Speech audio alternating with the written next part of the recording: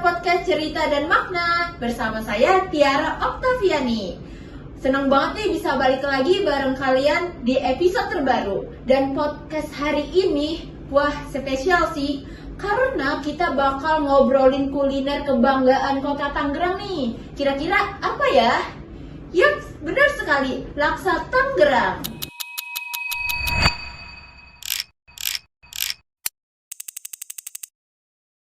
Come inside my heart if you're looking for answers. Look at the stars, go a little bit faster.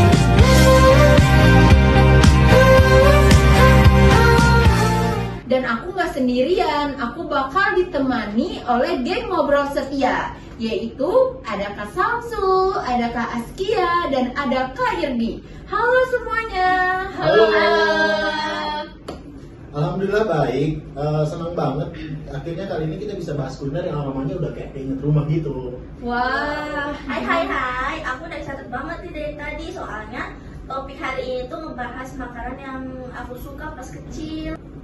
Halo semua, semoga di obrolan hari ini bisa membantu wawasan baru, apalagi buat teman-teman yang sedang belajar menulis teks ulasan. Mantap, bakal seru nih pembahasan hari ini ya. Iya. Oke, sebelum kita masuk ke dalam obrolan, aku mau tanya dulu nih sama kalian.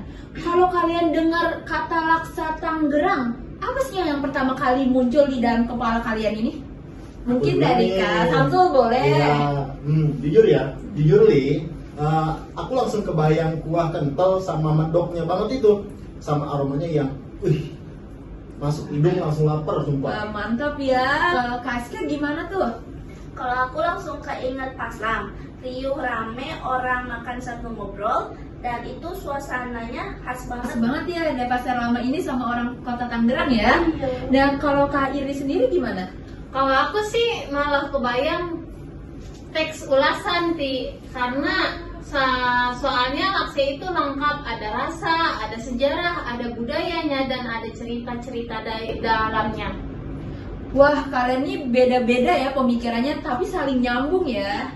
Oke, yuk kita langsung aja masuk ke dalam obrolan. Baik nih, Kak Samsul, ceritain dong, laksa Tangerang itu sebenarnya asalnya dari mana sih? Kalau laksa Tangerang itu sebenarnya bukan cuma makanan yang tiba-tiba ada, tapi laksa Tangerang itu menurut dokumentasi dari Pemkot resmi Tangerang nih, laksa itu ditetapkan sebagai WTTB. Teman-teman tahu nggak apa itu WTTB? Apa tuh Kak Samsul? WTTB itu warisan budaya tak benda pada tahun 2023. Oh. Oleh siapa? Oleh Kemendikbudristek, seperti itu. Nah, yang bikin menarik, laksa ini punya akar dari masyarakat Tionghoa Benteng sama penduduk lokal Melayu Betawi. Jadi memang menurut Pemkot resmi itu ada campuran budaya di balik rasanya. Wah, keren-keren. Berarti makan laksa itu kayak makan sejarah ya analoginya ya. Tapi bukan hanya sekedar makanan yang enak dong ya. Exactly. Bahkan ada antropolog, sejarawan, sampai budayawan yang neliti, yang ngulik ini, dan mereka menilai bahwa laksa ini bukan cuma makanan biasa. Laksa ini kalau di andai kata itu, ini adalah simbol keberagaman Tangerang. Wah, mantap banget sih ini, keren Keren. ya. Nah, Wah, dan pasti meskipun ada pengaruh Tionghoa Bentengnya, laksa ini udah diakui dan diterima oleh masyarakat luas. Itu yang bikin dia menjadi khas banget di sini. Keren Keren banget banget ternyata ya, ya. makanan laksa. Keren banget ini. Jadi kalau makan laksa itu secara nggak langsung kita tuh lagi nyicipin jejak sejarah Tangerang loh. Rasanya juga tuh jadi lebih bermakna dari sekedar makanan biasa. Bener banget Kak Tiara. Kak Askia, aku mau nanya nih sama Kak Askia. Bisa nggak Kak Askia ini ngejelasin elemen utama dari laksa Tangerang ini? Bisa banget Kak, jadi laksa Tangerang ini tuh berbeda dari laksa di daerah lainnya. Nah, untuk Kompas, ada bahan utamanya yaitu ada mie beras, kacang hijau, kentang rebus, ayam kampung atau tahu, dan kuah santan yang medoknya parah banget. yang bikin bedanya itu dari kelapa parut sangrai yang membuat rasanya lebih khas dan lebih gurih dari laksa yang lainnya. Itu dicampur ke dalam kuahnya ya? Iya betul. Iya bener banget. Dan yang paling penting jangan lupa tuh kombinasi antara kacang hijau sama kelapa sangrai ini nih yang bikin dia beda dari laksa Bogor, laksa Singapura, sama laksa Betawi. Oh, lebih enak juga ternyata ya. Ya pasti dong. Pastinya. Jadi kalau di warung-warung laksa itu punya ciri khas masing-masing nggak sih? Punya banget, ada yang kuahnya super medok, ada yang sedikit pedas, ada yang pedas, ada juga yang lebih gurih. Bahkan ada juga yang tanpa ayam untuk kalian yang vegetarian. Menarik banget ya. Jadi walaupun bahan dasarnya sama, tapi hasil akhirnya ini bisa beda-beda tergantung tangan si pemasaknya itu.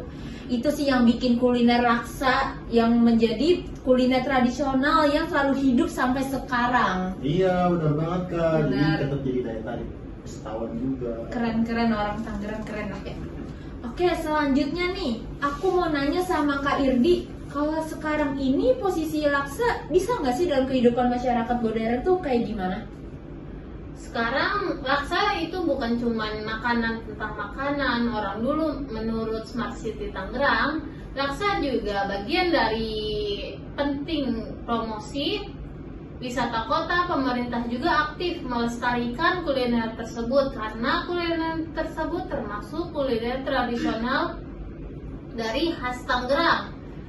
Bahkan di festival-festival kota, laksa selalu menjadi primadona karena menjadi ciri khas kota Tangerang yang rasanya enak dan sangat mantap.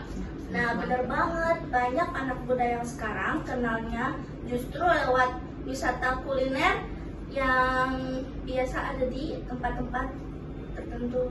Salah Iya satunya tuh. kayak kuliner pasar lama ya. Iya. Kuliner pasar lama. Tapi anak-anak lebih taunya ke pasar Kak daripada Iya. pasar lama. Oh, pasar apa ya di Iya. sebutannya. Sebutannya. Dan mereka tuh nggak tahu kalau laksa ini jadi warisan budaya tak benda. Malah laksa ini sebagai identitas kota justru. Wah, jadi salah satu identitas kota. Berarti kuat banget ya posisi laksa ini dalam identitas warga kota Tangerang ya. Bener banget. Tetap tradisional tapi tetap dekat juga dengan kehidupan modern seperti sekarang. Kan kita nih udah bahas tentang sejarah, rasa, sampai budaya dari laksa nih.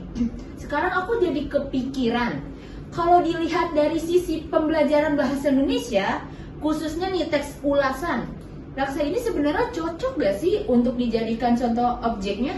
Coba itu gimana Kak Irdi? Cocok banget karena laksa itu kaya banget, kayak banyak informasinya. Dari struktur teks ulasan kan ada orientasi, tafsiran, evaluasi, dan rangkuman.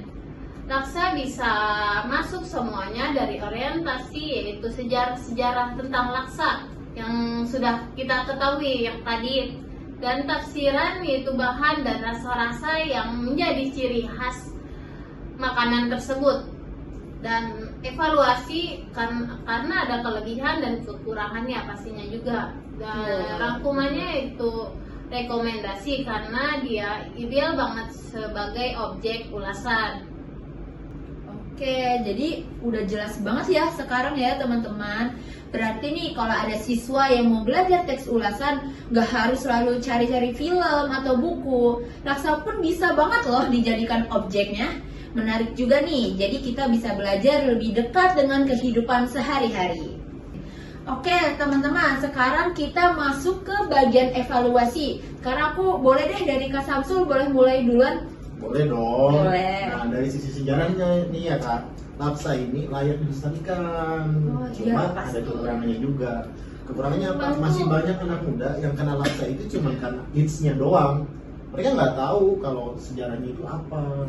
Jadi banyak ya anak muda itu kayak FOMO ya. Nah Iya. itu zaman sekarang FOMO, cuma ikut-ikutan doang Cuma gitu. dikit-dikit dong, padahal nggak tahu dari sejarahnya tuh kayak gimana. Iya. Jadi penting ya teman-teman untuk mengetahui sejarahnya. Oke, kalau dari Kasih tuh kayak gimana? Nah dari rasanya itu enak banget sih, teksturnya unik, gurih, manis, kental. Tapi minusnya kuahnya itu lumayan berat, jadi gak semua orang bisa mengkonsumsinya. Karena ada orang yang kayak punya penyakit khusus yang tidak boleh menyantap Santan, santan ya. iya. Jadi emang ini ya sisi kekurangannya ya dari kuliner laksa. Dan Mungkin semua nanti ada orang bisa kali ya mencicipinya. inovasi laksa kuah putih, kuah murni itu nggak ada ya? Iya, nanti tanpa santan Tanpa ya. santan. Mungkin mudah-mudahan. diganti oleh susu bisa. Oh, oke, wah bagus ya. Menarik ide-idenya. kayaknya ya. Iya. Kalau dari Kak Irti gimana? Karena dari sisi bahan tulisan kelebihannya banyak banget, tapi justru karena adanya kelebihan pasti juga ada kekurangan dari di teks ulasan karena terlalu banyak informasi yang berbeda karena orang semua memakan laksa itu dari tempat yang berbeda-beda karena laksa banyak ditemukan dan dibuat dengan orang yang berbeda-beda, dengan rasa yang berbeda-beda, dengan rasa ciri khas yang berbeda-beda mungkin karena beda yang membuatnya. Dari situ siswa banyak informasi, sering kali bingung menjadi fokus kemana terlebih dahulu dan tidak pasti yang rasa yang paling benar yang mana karena berbeda-beda rasa yang mereka coba-cobain.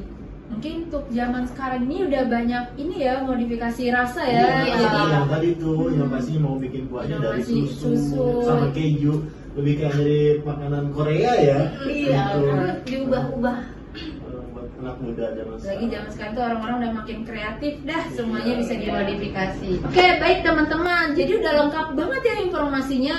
Jadi ini laksa ini nggak kayak makan, tapi juga belajar dari sejarah dan budaya sekaligus ya teman-teman. Oke teman-teman, jadi rangkuman dari podcast hari ini yaitu pertama, laksa Tangerang itu warisan budaya tak benda.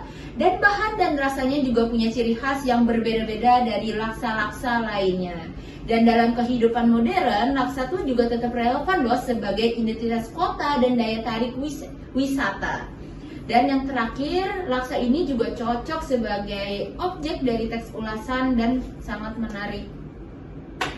Semoga makin banyak generasi muda yang bangga sama kuliner daerah sendiri ya. Betul. Pasti harus lah itu mah ya. Semoga juga nih makin banyak warung-warung yang warung-warung laksa yang terus lestari dan berinovasi. Betul, amin. Dan juga karena semoga banyak teman-teman lebih belajar tentang menulis tentang teks ulasannya. Oke, amin. Semoga podcast hari ini sangat bermanfaat ya untuk teman-teman. Baik, terima kasih untuk Kak Samsul, terima Terima kasih kasih. untuk Kak Sia, dan untuk Kak Terima Edi, kasih. dan juga terima kasih untuk teman-teman yang sudah mendengarkan podcast hari ini ya. Minum ya. Semoga, oh silakan minum, silakan.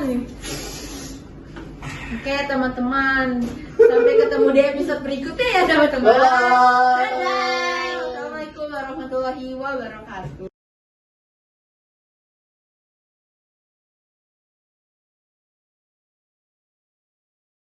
Coba kita ngobrol.